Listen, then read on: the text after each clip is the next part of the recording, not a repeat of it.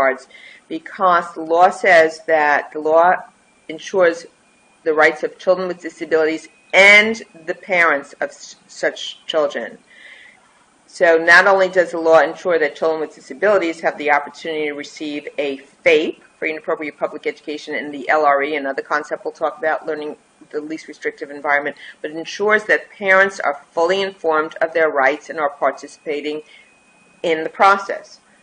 So how do you convey that? How do you communicate that to parents? Well, they get a booklet, Procedural Safeguards, and it's about 30 pages. We've been practicing over 10 years. We have had 2 parents who have told us that they read the booklet, but either they didn't understand it or I'm not quite sure that they did.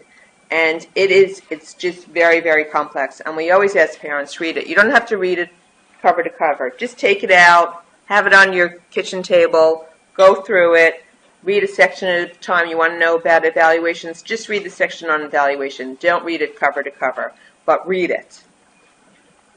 Because they'll come in, they'll say, I didn't know about an independent educational evaluation. Did you get your procedural handbook? Yes, well, it's right in there.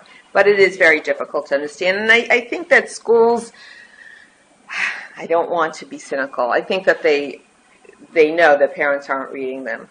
It's kind of like an insurance policy. You know, people get the policy after they pay their premium, but they don't read it unless there's a loss, right. And then they look at it.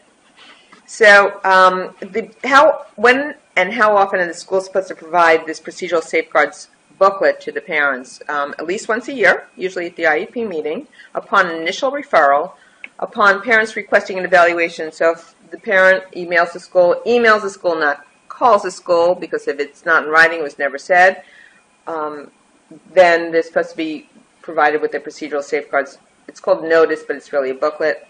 Whenever they file a state complaint, due process complaint, whenever there's a disciplinary COP, change of placement, removal, or whenever a parent requests it. It can also be on the website. And sometimes it will say on a certain notice called the prior written notice that it's on the website. So another concept under the IDEA is the least restrictive environment. So the law guarantees that students are going to be provided a FAPE, but where? It must be in the least restrictive environment. An essential tenet of the IDEA is the belief that disabled children should be taught with non-disabled children or typical children to the maximum extent possible. And the underlying policy of that goes back to the civil rights era and their civil rights for inclusion. Remember, they should not be segregated. So it requires that students be placed to the maximum extent appropriate with children who are not disabled, and that you have to provide supplementary aids and services before you can remove a child. So if the child has some behavioral issues but can be managed with a one-on-one aid, then the school is obligated to provide a one-on-one aid in the general education classroom before taking that child out and moving them to a separate class, a self-contained class.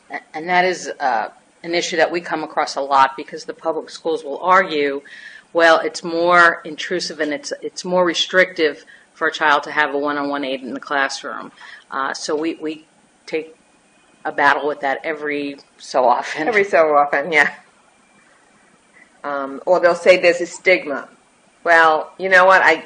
The parents should not be worrying about stigma. Let's get this kid an education, a least restrictive environment. A good paraprofessional or good aide is going to walk around and not be so focused on that child that the other children will know that he or she has their own special aid. The law on the least restrictive environment is found in Section 1412 of the United States 20 U.S. Code, and the regulations are 34 CFR, and it's on the screen, 300.114 to 120. Also check your state statutes and regulations.